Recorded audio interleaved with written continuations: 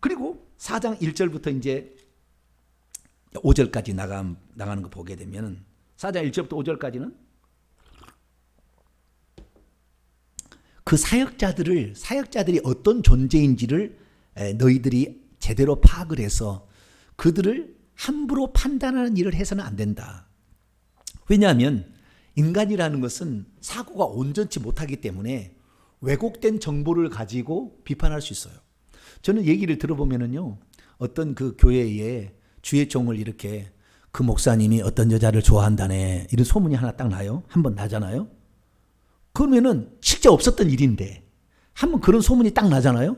그러면 그 다음부터는 목사를 이상하게 보는 거예요. 그래서 누구하고 손만 만져도 저 목사가 저러니까 저렇게 하는구만 이렇게 딱 낙인을 찍습니다. 그래서 딱 자기가 판단해가지고 그래가지고 뭐 문제가 생기면은 피켓 드는 거예요. 이 목사는 틀림없이 그랬다는 거예요. 자기 보지도 않았어. 보지도 않았는데도 그렇게 이제 판정을 내리는 거예요. 그래서 사도 바울은 너희들을 위해서 하나님께서 너희들이 성장할 수 있도록 파송한 주의 종들을 판단하면 안 된다. 너희들을 위해서 하나님 보내주신 것인데 그것을 함부로 판단했다가는 안 된다. 오직 심판하실 유일하신 분은 완전하신 예수 그리스도, 우리의 일거수일투족에 모르는 것이 없으신 그분만이 우리를 판단할 수 있는 거기 때문에 사역자들이 지금 사역자는 지금 가짜가 아닙니다. 다 가짜가 아니니까 이 사역자들은 하나님께서 필요한 대로 하나님 붙여준 것이니까 그것을 통해서 너희들이 온전히 되는 것이지, 이 사람은 이걸 잘하고 이 사람은 이걸 잘하니까 너는 못나 이렇게 하지 말라는 거예요. 하나님께서 필요해서 붙여준 존재니까 그 사역자들을 네 수준으로 판단하지 마라. 사람은 왜곡될 수 있고 인간적인 판단은 잘못될 수 있다. 자기 생각으로 저 목사는 틀렸네, 맞았네, 저 이야기는 성경에 없네 이렇게 했다가 안 된다는 거예요. 이러다가 큰일 난다는 거예요. 그것이 이제 4장 1절부터 5절까지 말씀입니다. 자, 4장 1절부터 5절까지 말씀 한번 읽어볼까요? 시작.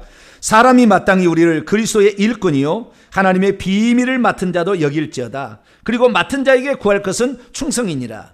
너희에게나 다른 사람에게나 판단받는 것이 내게 매우 작은 일이라 나도 나를 판단하지 아니하노니 내가 자체가 아무것도 깨닫지 못하나 이로 말미암아 의롭다함을 얻지 못하노라. 다만 나를 심판하실 이시는 주님이시니라. 그러므로 때가 이르기 전 곧 주께서 오시기까지, 재림할 때까지 아무것도 판단하지 말라. 그가 어둠 속에 감추인 것을 드러낼 것이고 마음의 뜻을 나타내시리니 그때 각 사람에게 하나님으로부터 칭찬이 있으리라. 여기서 칭찬과 책망을 같이 넣지 않은 것은 지금은 아직 타락한 주의 종이 없기 때문에 상황에서 칭찬만 넣지만 지금의 상황이라면 칭찬과 책망이 있으리 이렇게 칭찬과 책망이 있으리 이렇게 했을 거예요. 근데 여기서 말하는 건 뭡니까? 결국에 주님이 평가를 하는 것이지 너가 평가를 하는 게 아니다. 고린도 교인들에게 한 얘기예요.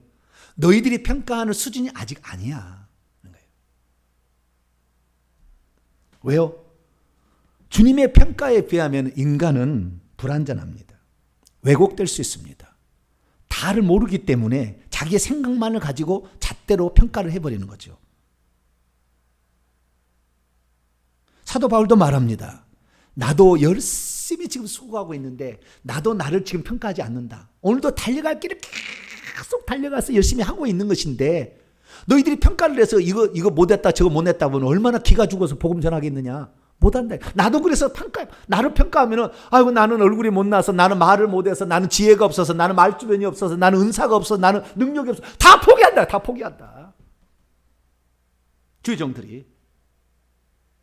그러나 오직 주님께서 우리에게 4장 1절 주님께서 우리를 그리스도의 일꾼으로 삼아주시고 하나님의 비밀을 맡은 자, 이게 맡은 자가 청직입니다. 하나님의 비밀을 맡은 자로 우리를 삼아주었기 때문에 하나님께서 나에게 이 부여하신 이 일을 난 오늘도 충성됨으로 감당할 수밖에 없다. 앞으로 주의 종을 하는 사람들은 이 두 가지, 하나님의 일꾼이라는 건 종하이란 말이고요, 청직이란 말은 그 종들을 부리는 자예요. 상당히 위치가 달라요. 그래서 비밀을 전할 때는 아는 자가 전하는 것이잖아요. 비밀을 모르는 사람이 전할 수 없잖아요. 아는 자가 전하기 때문에 벌써 많은 것을 가지고 있어요. 그러나 종이라는 것은 그 밑에 부리는 자잖아요. 부리는 자. 이 종이라는 말의, 일꾼이라는 말의 원문의 뜻은 휘페레테스라는 것인데요. 휘페레, 슈포라는 것은 아래란 말이고 페레테스 뒤 글자는 노를 젓는 것을 가리키는 거예요. 아래에서 노를 젓는 사람들. 옛날에 로마에서 가장 처참한 그 신분은 배에서 노를 젓는, 일평생 노 젓다가 죽어요. 그 노를, 옛날에 노를 젓잖아요. 코바디스? 아니구나. 배너에 보면 배너가 노를 젓는 사람 나와요. 그 영화를 보면 노를 가장 밑에, 맨 밑에 종이에요. 종들 중에서 가장 처참한 종이에요. 왜? 쇠고랑을 찼잖아요. 그거 보시면 여러분, 쇠고랑을 차서 도망도 못 가요. 거기에서 일평 넣었다가 그게 하면 죽이면 그냥 바다에 던져서 죽이는 거예요. 그냥 끝나는 거예요. 제일 처참한 종인데 마땅히 우리를 그리스도 일꾼이다. 그리스도 일꾼이다. 그러니까 그 우리를이라는 표현 났습니까? 자, 사람이 마땅히 우리를 그리스도 일꾼이요 하나님의 비밀을 맡은 자로 얘기했죠. 그리고 맡은 자들 청지기에게 구할 것은 충성이다. 이렇게 얘기하므로 우리라는 위치, 주의 종 오늘날의 말씀 사역자의 위치는 두 가지가 있는 거예요. 우리 성도들이 아프면 부지런히 달려가야지요. 그러지 않습니까? 성도들이 아파 죽겠는데 자기는 목사라고 무슨 말씀 연구한다고 에어컨 밑에 있어요?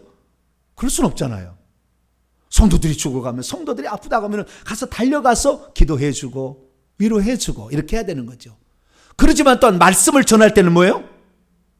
하나님의 비밀을 맡은 자로, 하나님의 그 감추어진 비밀한 것들을 하늘의 계시를 전달하는 자처럼 담대하게 전해야 된다는 거죠.